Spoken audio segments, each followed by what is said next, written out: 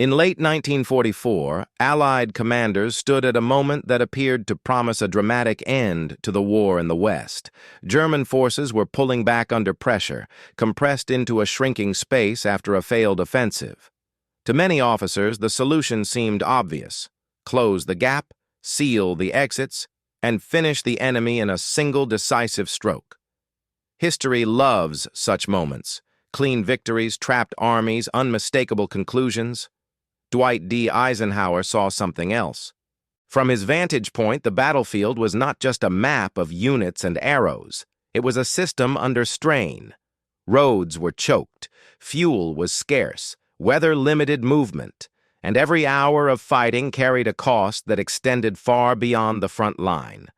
Eisenhower understood that destroying an enemy force was only one way to weaken it, and often the most expensive one.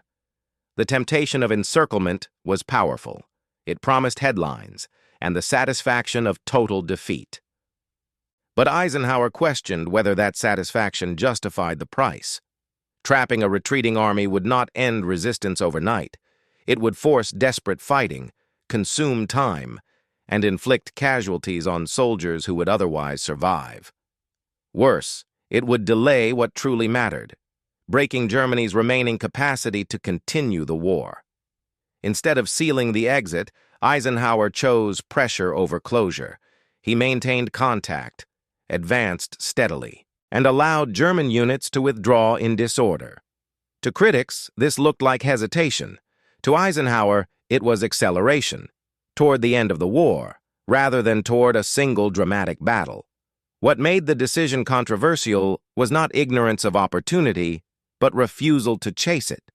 Eisenhower believed that an enemy fleeing without cohesion drained itself faster than one cornered and forced to fight. Retreat meant shortages, confusion, and demoralization, spreading through ranks already strained to the breaking point. This choice would define how the final months unfolded. It would anger aggressive commanders and confuse observers hungry for decisive victories. Yet it rested on a calculation few were willing to make: that sometimes the quickest path to victory is not destruction, but erosion, not the annihilation of forces, but the collapse of belief that fighting still has purpose. Inside Allied headquarters, the pressure to act decisively was intense. Maps suggested symmetry, forces positioned to the north and south, a narrowing route of withdrawal, and a fleeting chance to lock the door. To many commanders, this was the kind of moment wars are built around: a clean maneuver that would trap an enemy and deliver an unmistakable blow. The logic was emotionally compelling. It felt final. Eisenhower resisted that feeling. He interrogated the situation with questions others avoided. How long would a closure actually take? What terrain would fighting spill into once the enemy realized escape was impossible? What weather would ground air support?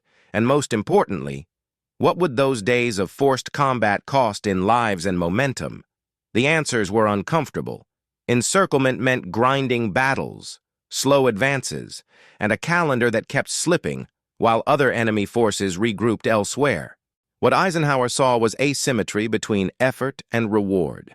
Destroying a large enemy formation sounded decisive, but it absorbed resources that could not be replaced quickly: fuel, ammunition, transport capacity, and time.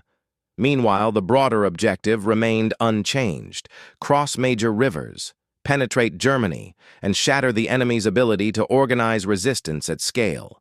One dramatic success could not substitute for that sequence. He reframed the problem. The question was not how to kill the most enemy soldiers in the shortest space, but how to end the war with the fewest Allied losses and the least delay. In that frame, sealing an escape route was no longer obviously correct. Pressure without closure forced the enemy to choose flight over fight, movement over cohesion. It turned retreat into a liability. This logic unsettled many in the room. It contradicted the instinct to capitalize fully on advantage. Yet Eisenhower understood that advantage is perishable. Spending it on a single spectacle could weaken the campaign that followed. Preserving it meant keeping the enemy moving, off balance, and increasingly incapable of coordinated defense. The decision was not passive. It required discipline to restrain advances that could surge ahead. It required confidence to endure criticism from commanders who equated aggression with effectiveness. Above all, it required accepting that victory would look quieter than expected, measured not by a trapped army, but by the rapid unraveling of everything beyond it. Eisenhower's reasoning went deeper than battlefield geometry. He was thinking in terms of systems under collapse. A defeated army that is allowed to retreat does not simply disappear. It drags its problems with it. Every unit pulling back requires food, fuel, medical care, transport, and replacement equipment. When those resources are already scarce, retreat becomes a multiplier of weakness, rather than a path to recovery. In Eisenhower's view, an enemy force destroyed in place was finished. But so was its burden. An enemy force fleeing in disorder carried its burden home.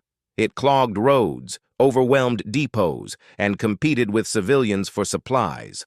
Officers lost control. Units dissolved into fragments that still demanded support, but could no longer deliver combat power. The strain shifted from the battlefield to the enemy's entire war economy. This distinction mattered. Germany in late 1944 was not losing because of isolated defeats. It was losing because its ability to sustain the war was collapsing. Eisenhower understood that accelerating this collapse mattered more than claiming a dramatic victory at one location. Letting retreating forces escape fed directly into that process. There was also the question of morale. Armies that surrender or are annihilated often become symbols of sacrifice. They are remembered as heroic losses. Armies that run tell a different story. They spread defeat through rumor, through exhaustion, through first-hand accounts of being outmatched. Eisenhower believed fear and demoralization traveled faster than any Allied propaganda unit ever could. By allowing retreat under pressure, he ensured German soldiers carried the message back with them. Resistance was no longer buying time. It was only prolonging suffering. That realization, multiplied across tens of thousands of men, weakened Germany far beyond the immediate battlefield. This logic challenged traditional thinking. Many commanders measured success in enemy units destroyed. Eisenhower measured success in enemy capability degraded. One metric satisfied pride, the other ended wars. And in late 1944, with Europe bleeding and time measured in lives, Eisenhower chose the calculation that emptied the enemy's future rather than glorifying a single moment. The decision carried another layer that few outside Supreme Command appreciated. Time itself had become a strategic weapon. Every additional day of heavy fighting delayed the advance toward Germany's interior, where the true centers of gravity waited: industry, transport networks, political control. Eisenhower judged that a prolonged battle to seal an escape would spend time where it mattered least. He also understood how desperation changes behavior. A force that believes it has no exit fights differently. It abandons caution, accepts extreme losses, and turns villages and towns into killing grounds. Such battles consume infantry at alarming rates and destroy infrastructure needed for the advance that follows. Eisenhower wanted momentum preserved, not traded for rubble. By keeping pressure constant but measured, Allied forces forced German units to move faster than they could reorganize. Retreat became hurried, uneven, and incomplete. Heavy weapons were abandoned. Coordination between formations broke down. Commanders issued orders that never reached their recipients. What looked like escape on a map translated into disintegration on the ground. This approach demanded restraint from Allied commanders accustomed to pushing every advantage to its limit. Advances were calibrated, not unleashed. Supply priorities were adjusted to prevent runaway pursuits that would trigger desperate counterfighting. Eisenhower accepted criticism in exchange for control, knowing that discipline at the top reduced chaos at the front. The effect was cumulative. Each day of retreat stripped the enemy of more than territory. It stripped confidence. Soldiers arriving behind the lines brought stories of exhaustion and confusion, not resolve. They described Allied forces that seemed inexhaustible, and a war that no longer followed any pattern they recognized.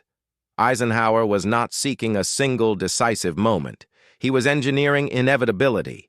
By choosing pressure over closure, he transformed retreat into a conveyor belt of failure, moving relentlessly toward Germany's heart.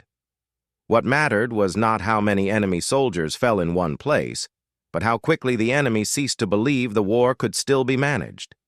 The backlash inside the Allied command structure was immediate and personal. To aggressive commanders, restraint looked like surrendering initiative. They argued that every enemy soldier allowed to withdraw would have to be fought again later. In their view, closing the trap promised clarity, a visible victory, a broken force, and a narrative the public would instantly understand. Eisenhower did not dispute the emotion behind those arguments. He rejected their premise. He believed that the soldiers moving east were no longer a coherent army. They were fragments, men separated from heavy equipment, units missing officers, columns short of fuel and ammunition. Rebuilding such forces required industrial capacity Germany no longer possessed. Allowing them to retreat did not strengthen the enemy. It converted combat power into logistical debt. More importantly, Eisenhower was managing a coalition. American, British, Canadian, and French forces all advanced under a single command. But political expectations varied. A prolonged, casualty-heavy encirclement risked fracturing trust. Each nation would count losses differently. Each government would question why the war was being slowed for a symbolic victory when the path forward was open. By choosing a controlled advance, Eisenhower maintained cohesion. The front stabilized quickly. Casualties remained far below what a desperate close-quarters battle would have produced, and the operational focus shifted where it belonged, toward crossings, supply hubs, and the interior of Germany. Critics called this a missed opportunity. Eisenhower saw it as conservation of strength. He knew that wars are rarely lost at the front line. They collapse when systems behind it fail. His approach accelerated that collapse without feeding it unnecessary lives. As the weeks passed, evidence mounted. Enemy formations that had withdrawn struggled to reform. Reports described units that existed only on paper, assigned positions they could not hold, issued orders they could not execute. The retreat had not preserved them. It had hollowed them out. What looked like mercy was, in fact, pressure applied at the most vulnerable point, sustainability. Eisenhower accepted that the decision would never feel satisfying to those who equated victory with destruction. But satisfaction was not the objective. Ending the war was. As winter turned to early spring, the consequences of Eisenhower's choice became impossible to ignore. German commanders attempted to restore the forces that had withdrawn, issuing orders to reconstitute divisions and re-establish defensive lines. On paper, the numbers looked reassuring. In reality, those formations were shells. Men were present, but cohesion was gone. Equipment lists were incomplete. Fuel allocations never arrived. This mismatch exposed a weakness Eisenhower had anticipated. Retreating armies do not pause cleanly. They arrive exhausted, disorganized, and dependent on systems already under collapse. Every attempt to rebuild consumed resources that could not be replaced. Trains carried supplies to units that could no longer maneuver. Factories produced equipment that never reached the front. The German command structure spent weeks trying to restore strength that no longer existed. Meanwhile, Allied forces advanced with increasing ease. Resistance thinned, not because the enemy had vanished, but because it could no longer concentrate force. Defensive positions were held briefly, then abandoned. Counterattacks were planned, then canceled. The rhythm of the campaign shifted decisively. Where delay had once favored Germany, now speed favored the Allies. This was not coincidence. Eisenhower's approach had denied the enemy the pause needed to recover psychologically as well as materially. Soldiers who had retreated carried stories of relentless pressure and endless Allied capacity. These accounts spread faster than official orders, undermining confidence at every level.